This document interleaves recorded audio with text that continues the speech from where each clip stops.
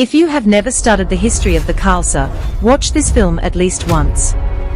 It will help you understand who the Khalsa are, why they are significant, and the extraordinary role they have played in history.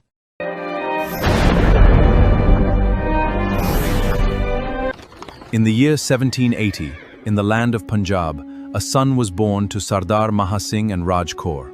Raised in the traditions of courage, Was born on the 13th of November, 1780 in Gujranwala, which is now in Pakistan. He was born into the Sukachakia Misl family. His father was Maha Singh, and his mother was Raj Kaur. At a young age, Ranjit Singh showed great courage and leadership qualities. After the death of his father, he took responsibility for his family and later united the different Sikh misls to establish a powerful Sikh empire. In 1799, Maharaja Ranjit Singh captured Lahore and made it the capital of his kingdom. In 1801, he was crowned as the Maharaja of Punjab and built one of the strongest kingdoms in South Asia.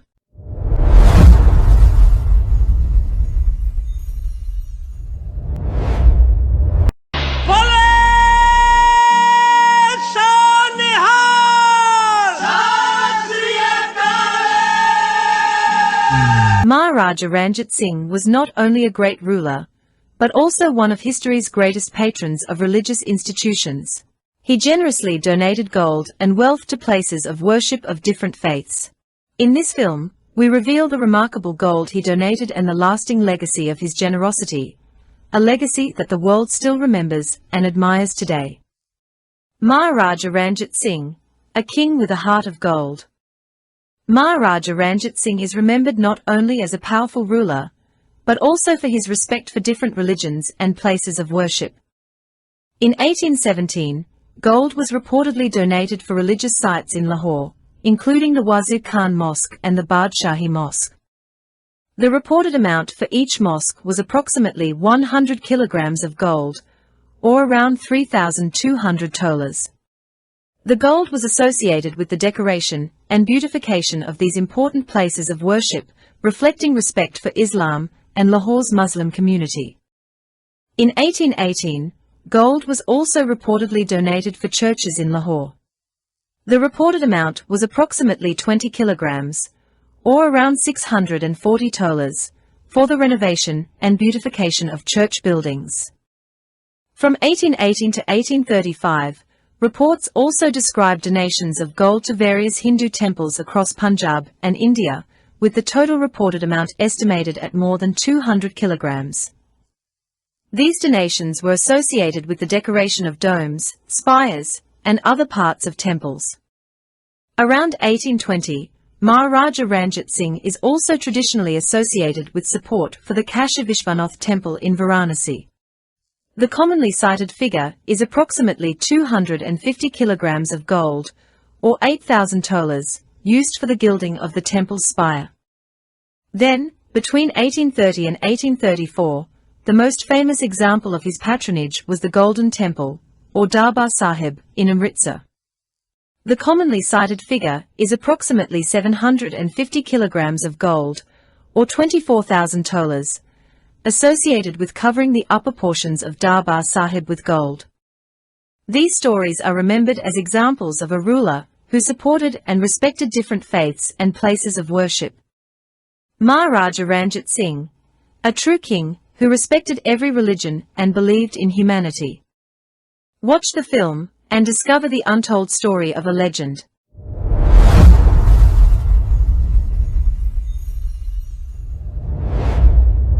Maharaja Ranjit Singh fought many important battles to expand and protect his empire. Some of his major victories include Battle of Lahore, 1799, he captured Lahore and established his rule. Battle of Amritsar, 1809, he strengthened his control over important areas of Punjab. Conquest of Multan, 1818, his army defeated the rulers of Multan and added the region to the Sikh Empire. Conquest of Kashmir, 1819, his forces defeated the Afghan governors and brought Kashmir under Sikh rule. Battle of Attock, 1813, his army achieved a major victory against Afghan forces. Peshawar campaigns, 1818 to 1834, his forces expanded Sikh influence into the northwest frontier. Maharaja Ranjit Singh created a powerful army called the Khalsa army, which was modernized with the help of European military experts. He built a strong administration where people of different religions were respected. He also renovated and supported important Sikh religious places, including the Harmandir Sahib, Golden Temple, in Amritsar, which was decorated with gold during his reign. Maharaja Ranjit Singh passed away on the 27th of June, 1839 in Lahore. His legacy remains remembered as a symbol of courage, leadership, unity, and the greatness of the Sikh Empire. He is still honored in history as one of the greatest rulers of Punjab and one of the most successful.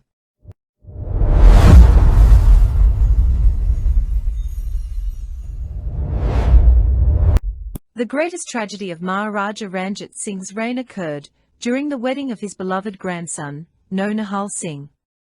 While the royal wedding celebrations were taking place, Hari Singh Nalwar was leading the Sikh army in a fierce battle on the frontier.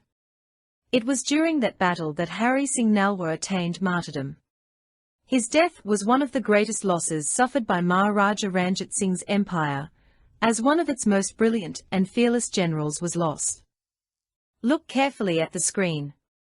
They are all wearing the exact same clothes. Then someone suddenly comes from behind and attacks him with an arrow in the back. This was a trick of the British government. It was the British government's agent who shot Hari Singh Nalwar in the back. Hari Singh Nalwar would have been martyred there.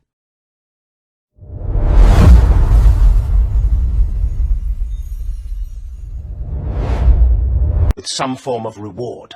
A historic fact from 1835. Gentleman Maharaja Ranjit Singh's 1 rupee equals 12 pounds of UK currency. Today, if they become a major challenge to British ambitions in India. I am Sher Punjab Maharaja Ranjit Singh. The doors of my court are open to everyone.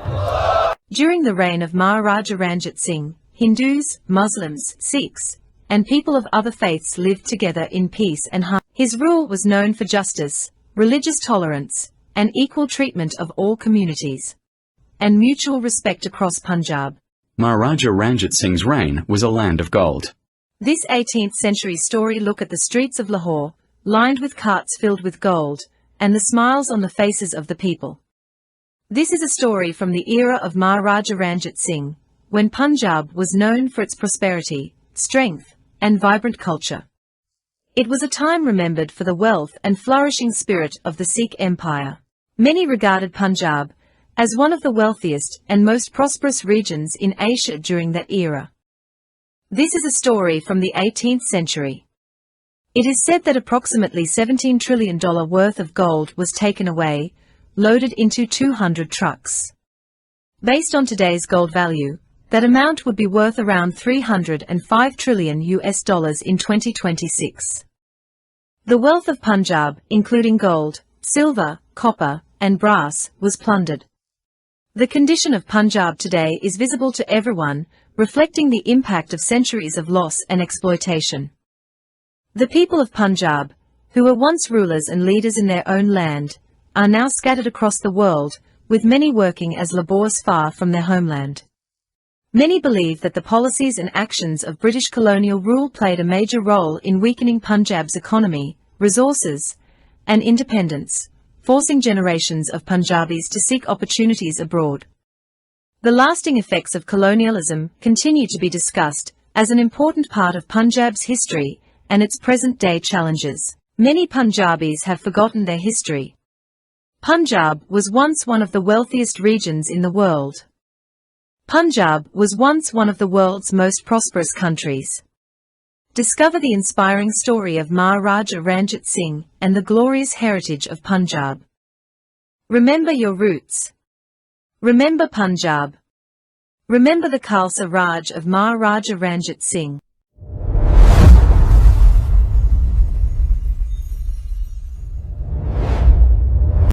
On the TV screen, you are watching the 8 members of the Majithia family who stood by Maharaja Ranjit Singh during the final days of his life. They were among his closest and most trusted supporters. When Maharaja Ranjit Singh passed away in 1839, these members of the Majithia family were by his side, reflecting the deep bond and loyalty they shared with the Maharaja.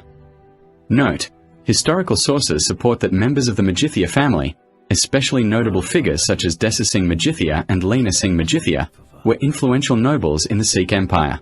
However, the specific claim that exactly 8 members of the Majithia family were present with Maharaja Ranjit Singh at the time of his death. Let us also tell you that the Majithia family was greatly promoted by the British after the Raj. Of Maharaja Ranjit Singh. After the end of Maharaja Ranjit Singh's Raj, the British government started giving rewards to the Majithia family. They also gave them lands in the form of where, what were the names of the lands, and on what date they gave them to the British government. I have included only items that are documented in historical sources. 1. 1849. After the British annexation of Punjab, the Majithia family's Jagirs and estates were officially reviewed by the British government. 2. 1857. Raja Surat Singh Majithia supported the British during the Indian Rebellion of 1857. 3. 1858. As a reward for his loyalty, Raja Surat Singh Majithia was granted a permanent Jagir in the Gorakhpur district by the British government. Published sources do not state the exact number of Murabas or Killis. 4. 1858. His annual pension was increased by the British government in recognition of his services. 5. 1861. Raja Surat Singh Majithia was allowed to return to Punjab after his exile. 6. 1861. He was appointed an honorary magistrate by the British government. 7. 1877. He was granted the hereditary title of Raja by the British Crown. 8. 1877. He was appointed a Companion of the Order of the Star of India, CSI, one of the highest honours awarded by the British Empire in India. 9. Late 19th century. Members of the Majithia family continued to receive official recognition and held influential positions under the British administration.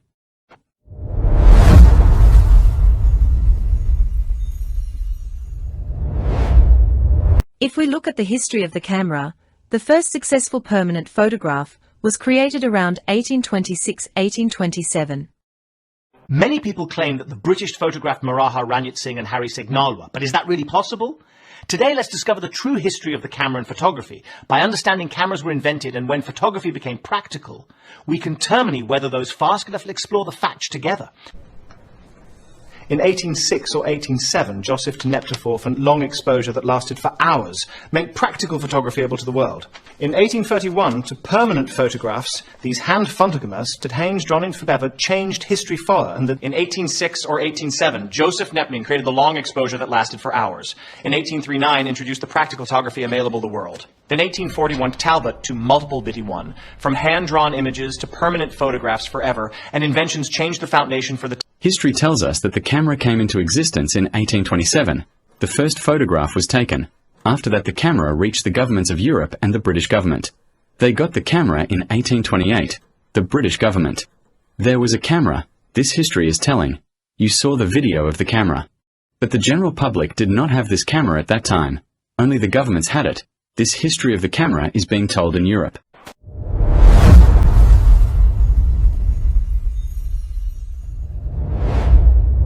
If you have never studied the history of the Khalsa, take the time to learn it. The Khalsa endured decades of struggle. For nearly 83 years, many Sikh warriors lived and fought from forests, mountains, and remote areas. Even after centuries of hardship and sacrifice, many Sikhs continue to speak about freedom and the future of the Khalsa. Many hold the hope and believe that one day the Khalsa will once again live in complete freedom according to the teachings of the Guru. After the martyrdom of Banda Singh Bahadur in 1716, the Sikh community faced one of the darkest periods in its history.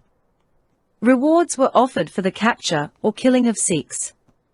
Sikhs were hunted down and executed without fair trials. Thousands of Sikhs were publicly executed to spread fear. Many Sikhs were tortured before being put to death. Sikh homes, lands, and property were confiscated. Sikhs were forced to flee into forests, hills, and deserts to survive. Sikh families were targeted and separated. Sikh religious gatherings and pilgrimages were restricted. Repeated attacks were carried out against Sikh religious sites, including the Harmandir Sahib. Informer networks were created to track and capture Sikhs. Sikh warriors were constantly pursued by government forces. To survive, many Sikhs lived in the forests, slept on horseback, fought guerrilla battles, and disappeared back into the wilderness after every attack. Despite decades of persecution, the Khalsa never surrendered. Their resistance eventually led to the rise of Maharaja Ranjit Singh and the establishment of the Sikh Empire.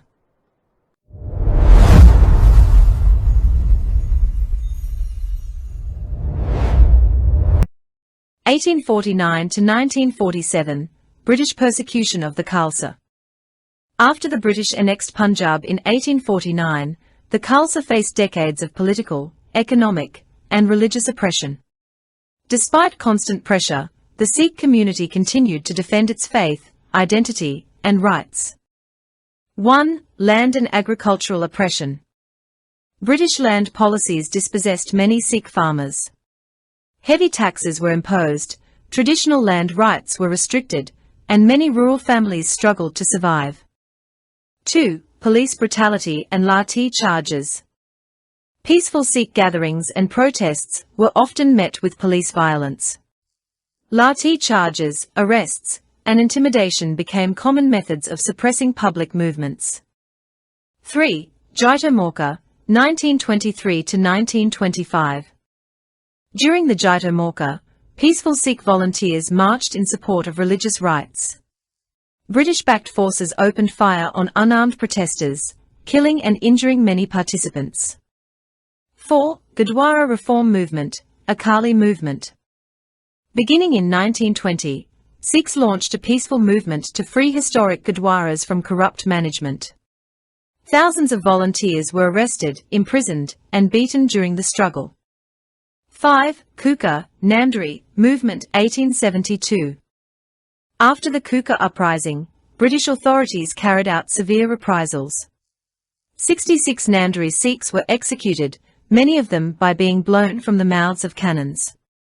6. Restrictions on Sikh identity and freedom. The colonial government imposed restrictions on political activity and kept a close watch on Sikh organizations. Many Sikh leaders and activists were arrested for demanding civil and religious rights. 7. Economic exploitation. High taxation, colonial economic policies, and control over resources placed heavy burdens on Sikh farmers, workers, and traders throughout Punjab. 8. Partition of India, 1947. During the partition of India, Punjab witnessed widespread communal violence. Hundreds of thousands of Sikhs, Muslims, and Hindus were killed or displaced.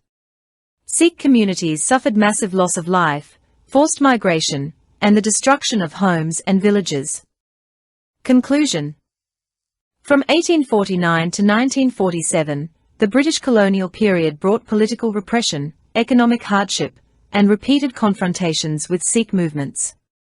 Yet the Khalsa continued to defend its faith, its institutions, and its identity. Despite decades of oppression, the spirit of the Khalsa endured.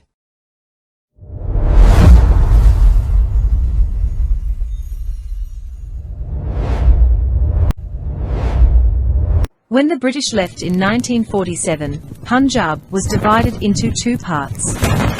That division was followed by one of the darkest chapters in human history. Historians estimate that up to 1 million people lost their lives, while millions more were forced to abandon their homes, their land, and everything they had built over generations. Families were torn apart, villages were emptied, and countless innocent men, women, and children became victims of unimaginable violence. The pain of partition did not end in 1947. It was passed from one generation to the next through memories, stories, and loss. How can such a tragedy ever be forgotten? For many Punjabis, the partition is not just a chapter in history. It is a wound that still lives in the hearts of their families and communities.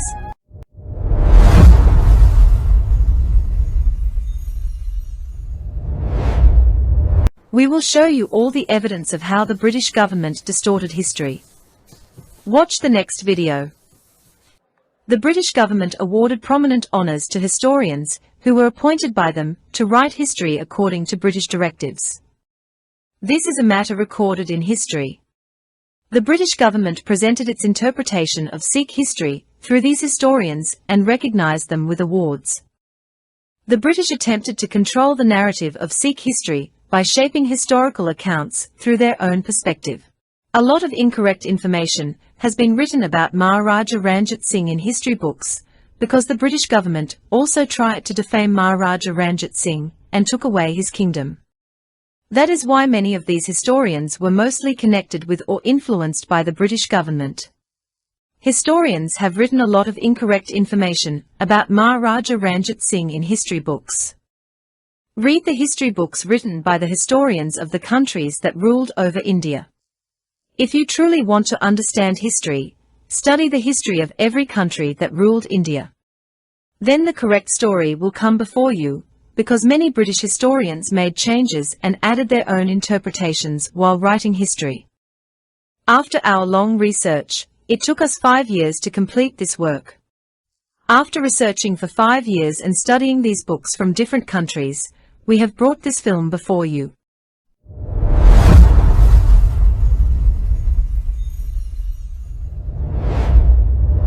Watch videos and see photographs of Darbar Sahib from before 1920. Please look carefully at the Nishan Sahib and have its darshan. Which Nishan Sahib do you see at Darbar Sahib? There are 2 Nishan Sahibs installed at Darbar Sahib. Please observe both of them carefully. You are seeing the kirpan on the Nishan Sahib. Top, kirpan. Center, shield. Bottom, Qatar. You can examine old photographs and historical videos as evidence of which Nishan Sahib was originally displayed at the Guru Gar. These are historical sources that are presented as evidence and may also help you find additional supporting material. When you visit Darbar Sahib and enter the main complex, go to the 2nd floor. You will find a room that has been locked by the Shiromani Gurdwara Parbandhak Committee, SGPC. Inside that room is the history of Sri Guru Gobind Singh Ji's Nishan Sahib, including artwork and inscriptions that, according to this account, were commissioned by Maharaja Ranjit Singh Ji. It is presented as historical evidence. During the British rule, this Nishan Sahib of Sri Guru Gobind Singh Ji was removed from Darbar Sahib. Until today, this Nishan Sahib has not been reinstalled. Now the evidence is before you. The evidence is in front of you. Now the decision is yours. The British government erased your history, looted your gold, and destroyed your history. Look at the screen and have the darshan of the Kanda of Sri Guru Gobind Singh Ji, the 10th Guru. It was with this Kanda that Sri Guru Gobind Singh Ji created the Khalsa Panth in 1699. Every day, its darshan are offered at Anandpur Sahib. This is the Kanda of Sri Guru Gobind Singh Ji. There is only one Kanda, the Kanda of Sri Guru Gobind Singh Ji, with which the Khalsa Panth was created. Look at this. Today, it is used on domes, flags, and the rumalas, decorative cloth coverings, in Gurdwaras. It is placed everywhere. On the flag. This is not the Kanda of any of our 10 Gurus. It is a logo made by the British government. Which company made this logo? This logo will be made by the company designed by Sprinks and Sons. Manufactured by Gerard and Company London. We need to preserve our own history. If we still do not wake up today, if our eyes do not open even now, then when will they? We need to recognize our history and learn about it. Only by understanding our past can we move forward and progress in life. The decision is in your hands.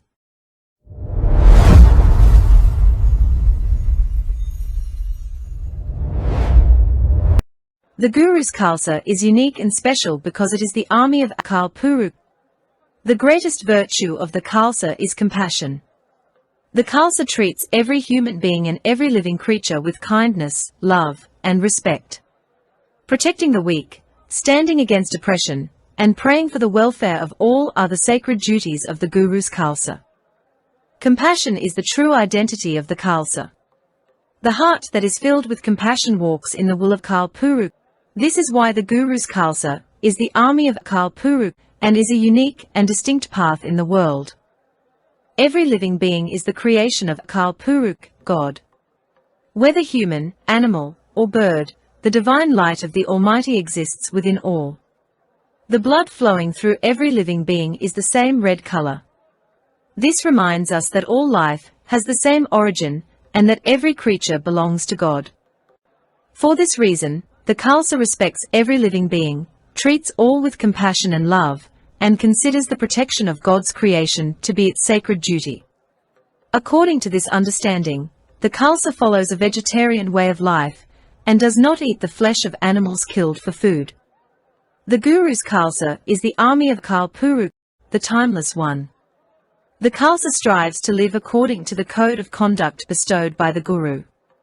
It stays away from every kind of intoxicant, whether alcohol, tobacco, or any other intoxicating substance. The Guru's Khalsa keeps its mind connected to the Guru's word, not to intoxication or superstitions. Likewise, the Khalsa remains free from blind beliefs and superstitions.